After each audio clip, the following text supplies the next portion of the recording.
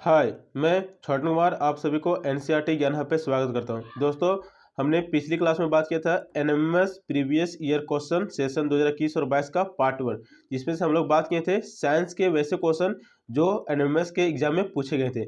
आज हम लोग बात करेंगे पार्ट 2 के बारे में, जिसमें से हम लोग देखेंगे हिस्ट्री, ज्योग्राफी और सिविक्स के क्वेश्चन जो प्रीवियस ईयर में पूछे गए थे एनएमएस के एग्जाम में। तो चलिए आज का टॉपिक शुरू करते हैं।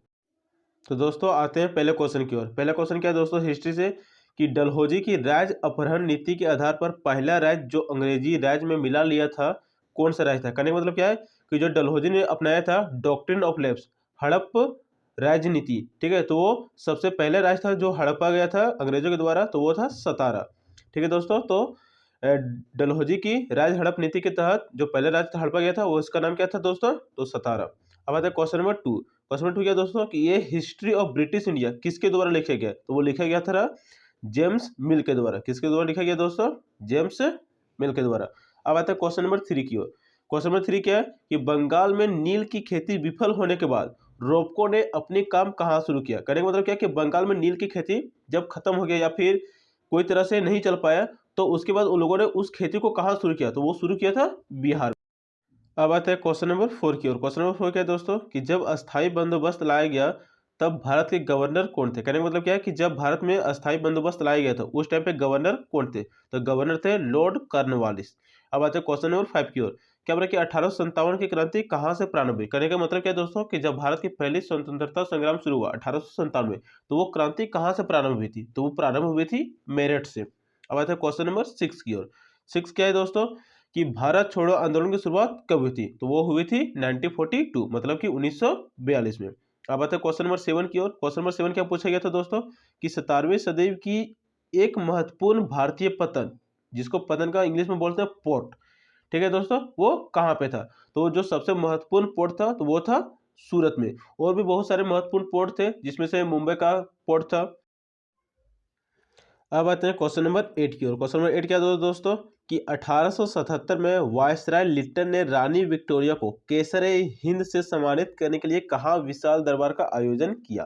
कहने का मतलब क्या है कि जब रानी विक्टोरिया भारत आ रही थी तो उसको केसरिया हिंद से सम्मानित करने के लिए उसको एक दरबार लगाया था, तो वो दरबार कहाँ पे लगाया था, तो वो लगाया था दिल्ली दरबार में। अब आते हैं क्वेश्चन नंबर 9 की ओर। क्या बोला कि सती प्रथा पर रोक कब लगाया गया, तो वो लगाया गया था 1829 में राजा राम मोहन राय के मदद से। अब आते हैं क्वेश्चन नंबर 10 की ओर। क्वेश्चन नंबर 10 क्या दोस्तों कि Tata iron and steel company steel उत्पादन करना कब प्रारंभ किया, तो ये किया था 1912 ईस्वी में। ठीक है दोस्तों, ये स्थापना नहीं पूछ रहा है कि उत्पादन करना कब शुरू किया, तो वो किया था 1912 में। अब आते हैं क्वेश्चन नंबर 11 की ओर। क्वेश्चन नंबर 11 क्या है दोस्तों कि दिल्ली से पहले ब्रिटिश इंडिया की राजधानी कहाँ पे थी, तो वो थी कोलकाता में। अब आते हैं हिस्ट्री का 12 नंबर क्वेश्चन, जो कि अंतिम क्वेश्चन है। भारत का संविधान अंगीकृत कब किया गया दोस्तों, भारत का संविधान कब लागू हुआ, तो वो लागू हुआ था 26 जनवरी 1950 को। दोस्तों लागू होना और बनना में अंतर है। 26 जनवरी 1950 को लागू हुआ और 26 नवंबर 1949 को संविधान बनकर तैयार हुआ था। अब आते हैं ज्योग्राफी का क्वेश्चन जो पूछा गया था, ज्योग्राफी भूगोल के बारे में। अब आते हैं क्वेश्चन नंबर 1 की ओर। एक अनवीकरणीय संसाधन का उदाहरण क्या है। कहने का मतलब क्या है कि वैसे संसाधन का उदाहरण देना जो अनवीकरणीय हो, तो कोयला क्या है दोस्तों, कोयला है अनवीकरणीय। अब आते हैं क्वेश्चन नंबर 2 की ओर। क्या बोला कि भारत की अधिकतर भूमि किसके लिए उपयोग में ली जाती है, तो वो ली जाती है खेती के रूप में। किस रूप में दोस्तों, खेती के रूप में। अब आते हैं क्वेश्चन नंबर 3 की ओर। क्या बोला कि निम्न के कौन बागाती उत्पाद नहीं। कहने का मतलब क्या है कि वैसा उदाहरण देना जो बागवान में उपजाया नहीं जा सकता है, तो इस तरह का ऑप्शन कौन सा होगा, तो हो जाएगा चावल। चावल पूरे खेतों में लगाया जाता है, बागान के रूप में नहीं लगाया जाता है। अब आते हैं क्वेश्चन नंबर 4 की ओर। क्वेश्चन नंबर 4 क्या है दोस्तों कि विश्व के तांबा का प्रमुख उत्पादक देश कौन है। कहने का मतलब क्या है कि विश्व में तांबा का प्रमुख उत्पादक देश जो सबसे ज्यादा तांबा का उत्पादन करता है वो कौन है, तो वो है चिली। अब आता है क्वेश्चन नंबर 5 की ओर। क्या बोला कि विश्व में प्रमुख कहवा उत्पादक देश कौन है, कहवा जिससे कॉफी बनाया जाता है, तो वो है ब्राजील। अब आते हैं क्वेश्चन नंबर 6 की ओर। 6 क्या है दोस्तों कि अधात्विक खनिज का एक उदाहरण क्या है। कहने का मतलब क्या है कि धात्विक खनिज और अधात्विक खनिज होता है, तो अधात्विक खनिज का उदाहरण पूछ रहा है, तो वो है चूना पत्थर। अब आते हैं क्वेश्चन नंबर 7 की ओर। क्वेश्चन नंबर 7 क्या है दोस्तों कि विनिर्माण किस प्रकार आर्थिक क्रियाकलाप की श्रेणी के अंतर्गत आता है, तो वो आता है द्वितीयक श्रेणी के अंतर्गत।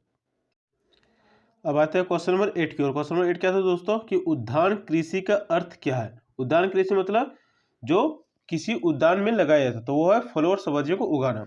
अब आते हैं क्वेश्चन नंबर 9 की ओर। तो क्वेश्चन नंबर 9 क्या दोस्तों कि किस महाद्वीप में सबसे कम लोग रहते हैं? दोस्तों बात करें महाद्वीप की, तो महाद्वीप टोटल 7 है। तो उन सातों महाद्वीपों में सबसे कम लोग किस महाद्वीप पर रहते हैं? तो सबसे कम रहते हैं अंटार्कटिका महाद्वीप में। अब आते हैं क्वेश्चन नंबर 10 की ओर। क्वेश्चन नंबर 10 क्या है दोस्तों कि सभी उद्योगों का आधार किसे माना गया है? कहने का मतलब क्या है कि उद्योग लगाना है तो उसका आधार क्या रहता है? तो आधार रहता है लोहा और स्टील का उद्योग। ठीक है, सभी उद्योगों का आधार उसी को माना गया। अब आते हैं क्वेश्चन नंबर 11 की ओर। क्वेश्चन नंबर 11 क्या है दोस्तों कि किस देश में ओसाका शहर स्थित है? दोस्तों बात करें नई दिल्ली की, तो नई दिल्ली कहाँ स्थित है? तो वो है भारत में। उसी प्रकार बोल रहा है कि ओसाका किस शहर में, ओसाका शहर किस देश में स्थित है? तो वो है जापान में। अब आते हैं क्वेश्चन सिविक्स की ओर, जो पिछले एनएमएस के एग्जाम में पूछा गया था। तो पहला क्वेश्चन था दोस्तों कि किस मूल अधिकार के जरिए कोई नागरिक जब विश्वास करता है कि राष्ट्र द्वारा मूल अधिकारों से उन्हें वंचित किया गया, तब वह अदालत में जा सकता है? दोस्तों कहने का मतलब क्या है कि जब आपको लगता है कि आपका मूल अधिकार में आपके अधिकारों को वंचित किया गया, तो आप कैसे जा सकते हैं अदालत में? तो इसका नियम है संवैधानिक उपचारों का अधिकार के माध्यम से आप अदालत में केस दर्ज कर सकते हैं। अब आते हैं क्वेश्चन नंबर 2 की ओर। क्या है क्वेश्चन नंबर 2 और दोस्तों कि निम्न के कौन भारत के संविधान का प्रधान लक्षण है? तो प्रस्तावना जो कि प्रधान लक्षण है। अब आते हैं क्वेश्चन 3 की ओर। 3 नंबर क्वेश्चन क्या है दोस्तों कि राज्यसभा की अध्यक्षता किसके द्वारा की जाती है? तो वो की जाती है उपराष्ट्रपति के द्वारा। दोस्तों बात करें राज्यसभा और लोकसभा, तो राज्यसभा की अध्यक्षता उपराष्ट्रपति के द्वारा और लोकसभा की अध्यक्षता स्पीकर के द्वारा की जाती है। अब आते हैं दोस्तों क्वेश्चन नंबर 4 की ओर। क्वेश्चन नंबर 4 क्या है दोस्तों कि संसद के दोनों सदनों में स्वीकृत होने के बाद कोई नया बिल कहाँ भेजा जाता है? कहने का मतलब क्या है कि जब कोई बिल लोकसभा से पास होकर राज्यसभा जाता है और राज्यसभा से पास होकर कहाँ जाता है? तो कहने का मतलब क्या है कि लोकसभा और राज्यसभा दोनों में से पास हो जाने के बाद वो बिल कहाँ पे जाता है? तो वो जाता है राष्ट्रपति के पास। दोस्तों कोई भी बिल जब राष्ट्रपति उस पर साइन कर देता है तो वो बिल से बन जाता है कानून, जिसको हम लोग इंग्लिश में एक्ट भी बोलते हैं। अब आते हैं क्वेश्चन नंबर 5 की ओर। क्वेश्चन नंबर 5 क्या दोस्तों कि सारे देश में पहली बार आम चुनाव में किस वर्ष मतदान मशीन, जिसको हम लोग ईवीएम भी बोलते हैं, इलेक्ट्रॉनिक वोटिंग मशीन का प्रयोग किया गया था? तो वो किया गया था 2004 में। अब आते हैं क्वेश्चन नंबर 6 की ओर।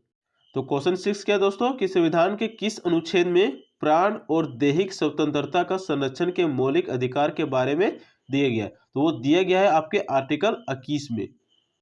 अब आते हैं क्वेश्चन नंबर 7 की ओर। क्वेश्चन नंबर 7 क्या है दोस्तों कि घरेलू हिंसा में महिलाओं की सुरक्षा का अधिनियम किस वर्ष पारित हुई? कहने का मतलब क्या है कि घरेलू हिंसा में महिलाओं की सुरक्षा का अधिनियम किस वर्ष पारित हुआ? तो वो पारित हुआ 2006 में। ठीक है, 2005 में पारित हुआ था और 2006 से लागू हो गया था। अब आते हैं क्वेश्चन नंबर 8 की ओर। क्वेश्चन नंबर 8 क्या है दोस्तों कि हमारे संविधान में शिक्षा का अधिकार कितने उम्र तक के बच्चों के लिए जरूरी है? तो वो 6 से 14 साल के बच्चों के लिए हर हाल में शिक्षा जरूरी है। अब आते हैं क्वेश्चन नंबर 9 की ओर। क्वेश्चन नंबर 9 क्या दोस्तों कि कितने सदस्यों को राष्ट्रपति द्वारा राज्यसभा में मनोनीत किया जाता है? तो वो किया जाता है टोटल 12 सदस्यों को। अब आते हैं क्वेश्चन नंबर 10 की ओर। क्वेश्चन नंबर 10 क्या दोस्तों कि वह आदिवासी भाषा जिसमें बोलने वालों की संख्या अधिक है, तो वो भाषा है गोंडी। दोस्तों बात करें संथाली की, तो संथाली भाषा भी बहुत अधिक मात्रा में बोली जाती है, लेकिन जो सबसे अधिक बोली जाती है वह है गोंडी। अब आते हैं क्वेश्चन नंबर 11 के, जो कि आज का अंतिम क्वेश्चन है। क्वेश्चन क्या है दोस्तों कि भोपाल गैस त्रासदी की घटना कब हुई? तो वो हुई थी 2 दिसंबर 1984 को। दोस्तों ऐसी और जानकारी प्राप्त करने के लिए हमारे यूट्यूब चैनल को सब्सक्राइब कर लें, ताकि आपको एनएमएस से जुड़ी कोई भी जानकारी ना छूटे। ठीक है दोस्तों, तो आज के लिए बस इतना ही। मिलते हैं नेक्स्ट वीडियो में, जिसमें हम बात करेंगे कुछ और ऐसे क्वेश्चन प्रीवियस ईयर के बारे में, जो कि रीजनिंग और मैथ से जुड़ेंगे। आज के लिए इतना ही।